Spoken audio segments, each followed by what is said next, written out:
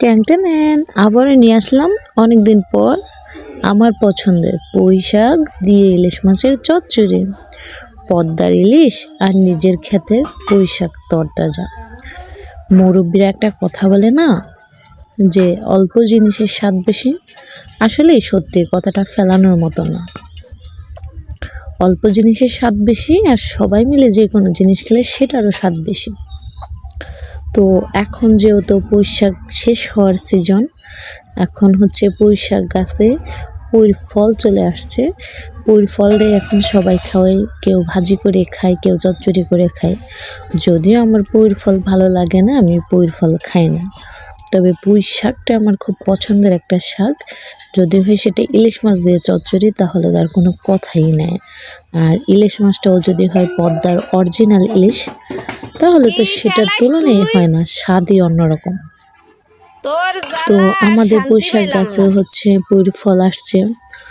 দেন পুঁই গাছটা যেহেতু এখন বুড়ো হয়ে গেছে, তো সেই ক্ষেত্রে হচ্ছে পুঁই গাছটা কেটে ফেলেছে, আর পুঁইর ফলগুলো আলাদা করে রেখেছি। আমার মা ভাজি করে তারা খাবে, আমি খাই না। তো পুঁই শাক গাছে কয়টা পাতা ছিল, তো সেইগুলোই হচ্ছে আমি আমার জন্য বললাম, মাকে বললাম যে মা, যদি ফ্রিজে ইলিশ মাছ আছে, ওই শাকটুকু অল্প একটু শাক সেটুকু আজকে রান্না করি, আমরা সবাই খাবো। মা বললো ঠিক আছে।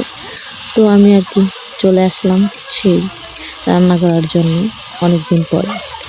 তার জন্য হচ্ছে প্রথমে জিরা বাটা, রসুন বাটা, তারপরে হচ্ছে পেঁয়াজ বাটা। আমরা বাটা মশলাটাই খুব বেশি খাই, তো সেই ক্ষেত্রে আমি সব মশলাগুলো হচ্ছে বেটে নিলাম। আর বেটে মশলাগুলো হচ্ছে ভালোভাবে ভেজে নেব, কারণ তরকারির স্বাদটা মশলাই নিয়ে আসে। মশলা যত ভালো ভাজা হবে, তরকারির স্বাদটা তত ভালো হবে। তো সেই ক্ষেত্রে আমি হচ্ছে মশলাটা অনেকক্ষণ ধরে ভেজে নিয়েছি। মশলাটা যতক্ষণ না পর্যন্ত বাদামি কালার হয়েছে, ততক্ষণ পর্যন্ত মশলাটা ভেজে নিয়েছি। এর ভিতরে আমার আম্মু হচ্ছে বাবুকে নিয়ে গেল, যেহেতু বাবু রান্না করার সময় ডিস্টার্ব করে, সেক্ষেত্রে আম্মু বাবুকে নিয়ে গেল, আর আমি হচ্ছে রান্নাটা করতে বসলাম। আম্মুকে বললাম তুমি বাবুকে নিয়ে যাও, আমি রান্না করি। আম্মু বললো ঠিক আছে। আর আমার বাড়িতে গ্যাসের চুলাও আছে। আমার আব্বু, আম্মু, ভাই কেউ গ্যাসের রান্না অত পছন্দ করে না।